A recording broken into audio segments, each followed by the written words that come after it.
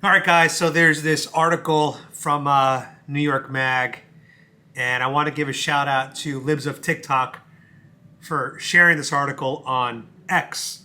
And I wanted to kind of read this excerpt for you guys so that we can kind of understand what's really going on with Joe Biden. And obviously, us as Republicans, as right wingers, we've known about this since the last election. You know, in 2020, we were all sounding the alarm that Joe Biden's not fully there.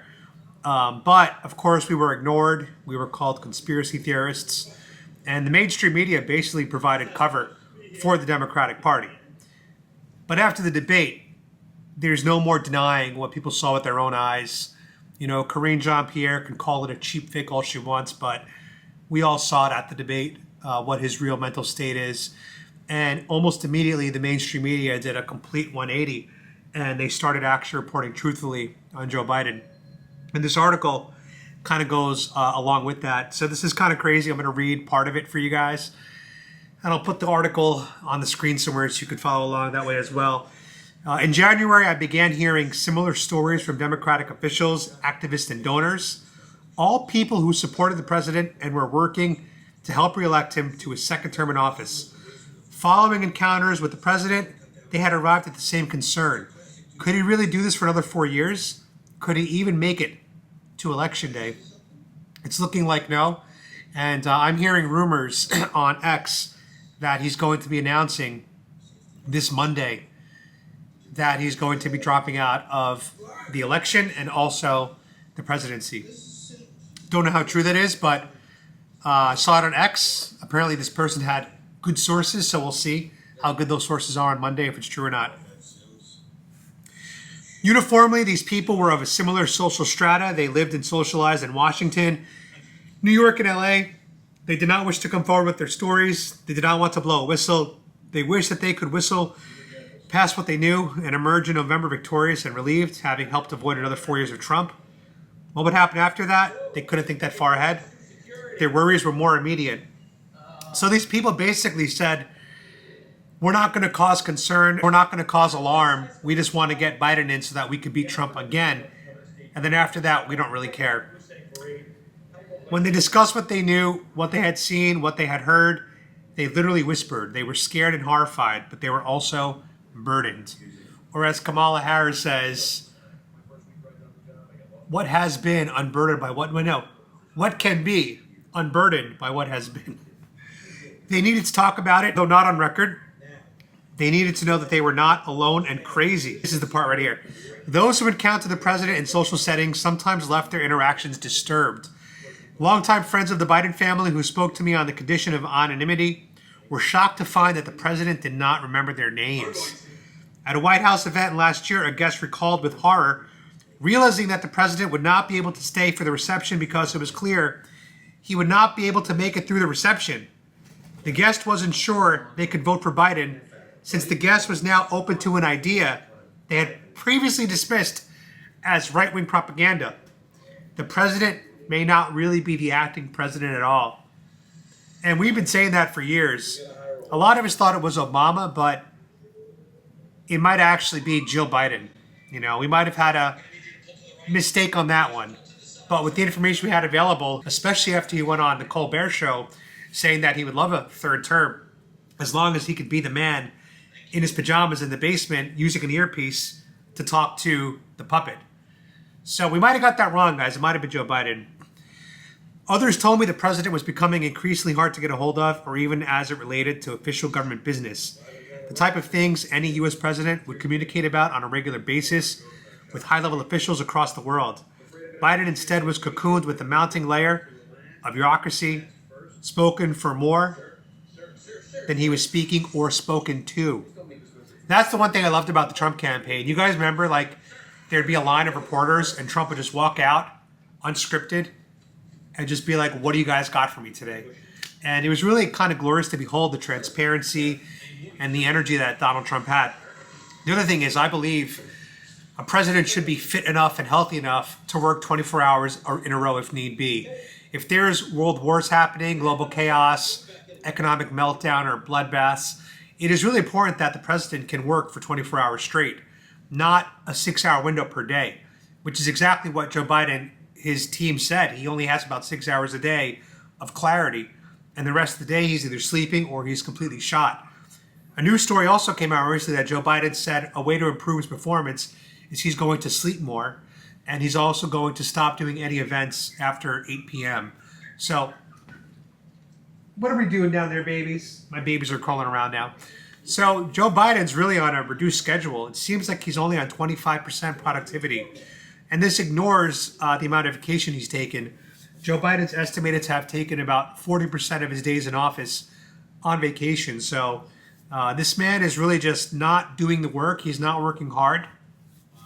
And I don't think he's physically capable. That's why it's kind of like I always juggle between, do I make fun and make light of the situation, or do I have humanity and compassion and realize that this man is probably actually, suffering from a mental handicap, which I don't want to make fun of. Look, if he is really disabled, then my heart breaks for him, and I sympathize and I empathize, especially because I'm disabled myself. I know what it's like. It sucks. If somebody were to ask me to run a 6-minute mile, I don't think I could right now because my legs are fucked up from kidney failure. I could try, and if someone made fun of me, that would be really shitty of them. But if he really is not mentally handicapped and he's just naturally too old, then why are they protecting him so much?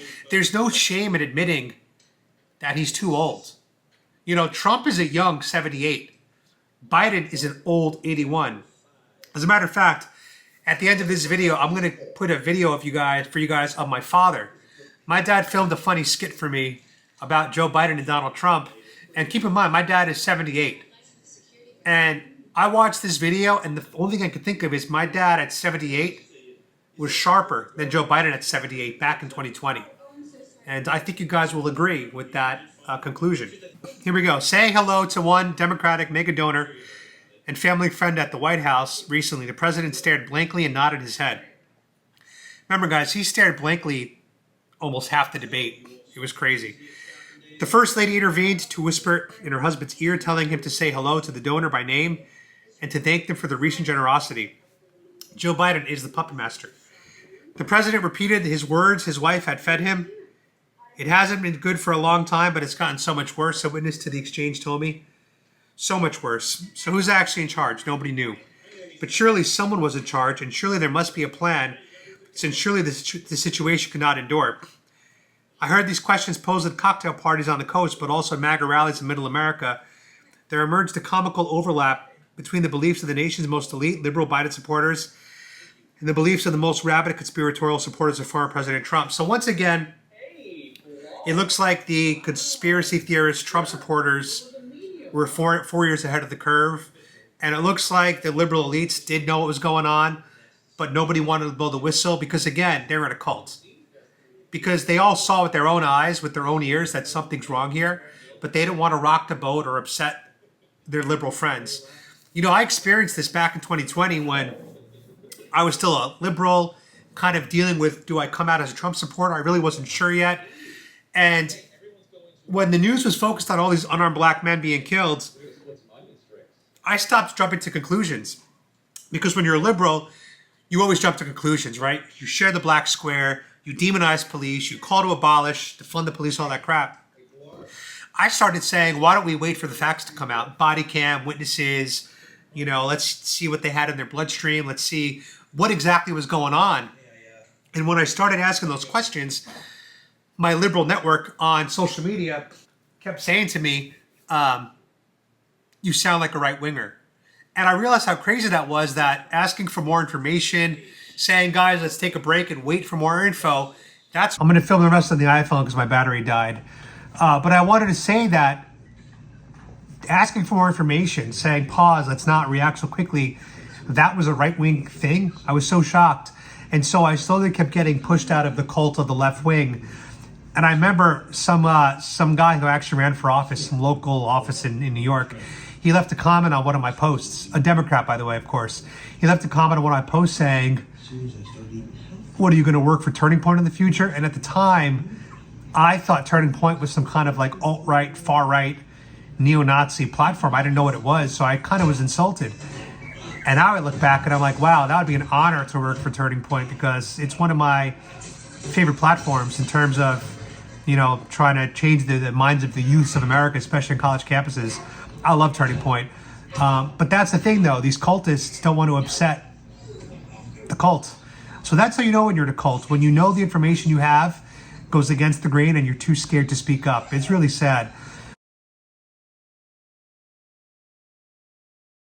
Good morning, everybody. I just want to let you know I watched the debate last night, but the most interesting thing out of everything was Joe Biden showing up at the Waffle House. Now, you got to understand, these people are a captive audience. They got mugged.